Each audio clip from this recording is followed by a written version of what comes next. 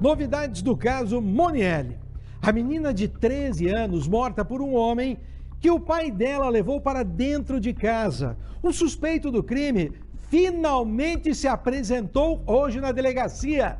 Foram intensos dias de procura. Esse cidadão ali, ó, de camisa amarela, um caminhoneiro que tinha vazado para o estado de São Paulo. A mulher dele dizia que não sabia qual era o paradeiro dele. Por que alguém demora tantos dias para se apresentar, hein?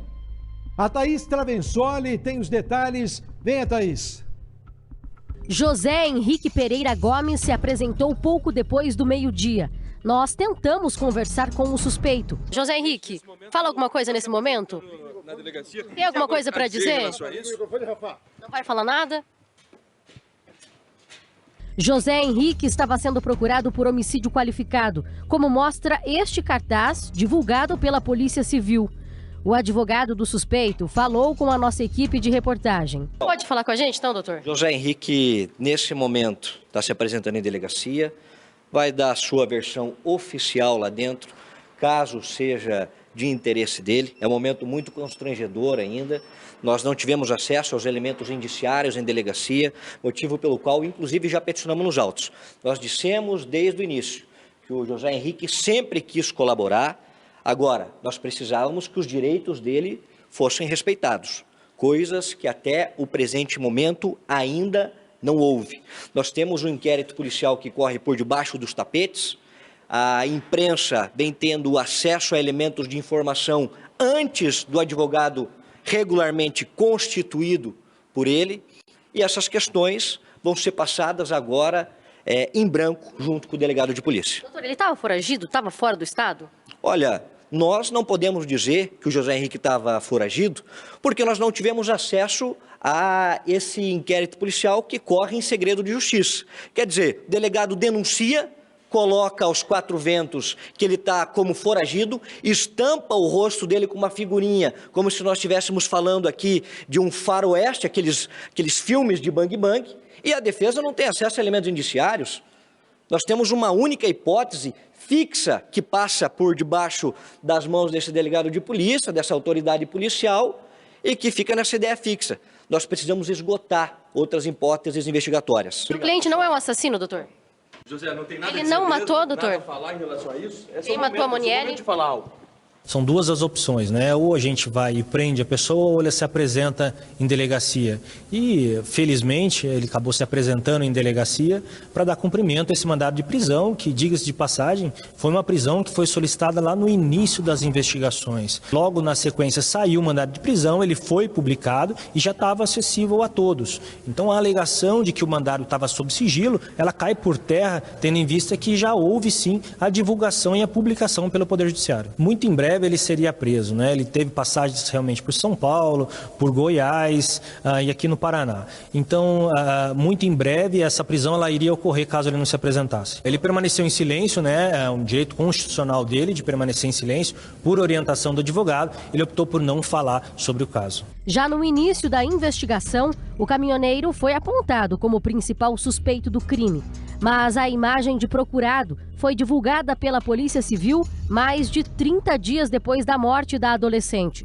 Nas primeiras semanas após o crime, testemunhas foram ouvidas na delegacia e o pai de Monielle também prestou depoimento.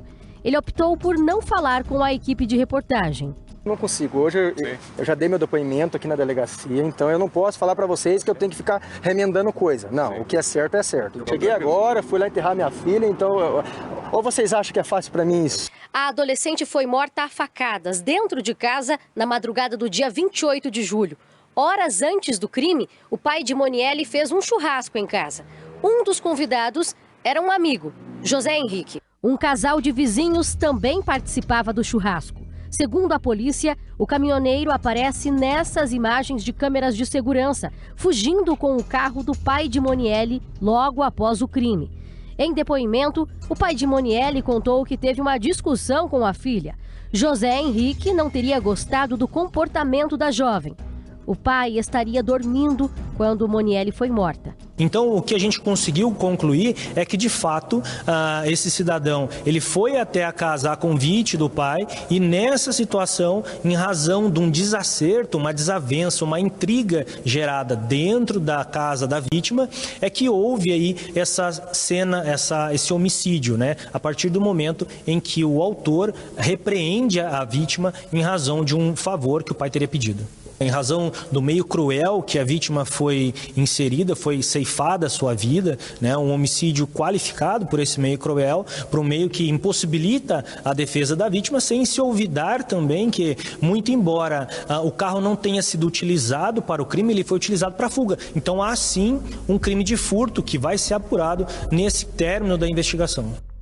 Ô, pera lá, né? Com todo o respeito à defesa. Quer dizer, vem a defesa dizer que o caminhoneiro sempre teve a intenção de contribuir para investigações? Passou 40 dias desaparecido? Ô, não vamos brincar com a inteligência alheia. 40 dias desaparecido com ordem judicial contra ele? Ah, mas o delegado acabou colocando a imagem dele. Não, primeiro que não foi o delegado, né? Fomos nós que colocamos. E fomos nós porque ele estava foragido, gente. Quem é chamado a depor e não depõe, havendo ordem judicial, é sim um foragido. Ali a defesa patinou quando se perguntou se era um foragido. Era um foragido, sim. Aí vejam vocês, ele passa 40 dias, deveria ser o maior interessado nos esclarecimentos dos fatos. A polícia, aí ele para na frente do delegado e prefere o quê? O silêncio. Ele nada diz. O que ele está querendo contribuir no quê? Nas investigações? Se sequer depois de 40 dias ele teve tempo suficiente para pensar no que iria dizer, e quem fala a verdade não precisa nem construir tese de defesa, não é isso? Quem fala a verdade não precisa se preocupar. Ah, não, eu tenho que tomar cuidado para eu não ser contraditório, para eu não falar demais. Vai lá e fica em silêncio. 40 dias depois, que piada é essa, hein? E detalhe, se ele não fez nada, por que é que ele pegou o carro, acho que é o Gol branco lá, né? E sumiu com esse carro? Que história é essa? O carro do pai da Moniele.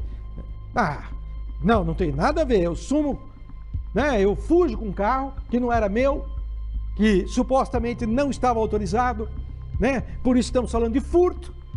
Aí vai para São Paulo, esconde da mulher onde estaria e 40 dias depois volta mudo. Simplesmente mudo. Ah, para aí, amigão. Respeita a inteligência alheia, pelo menos. Pelo menos isso.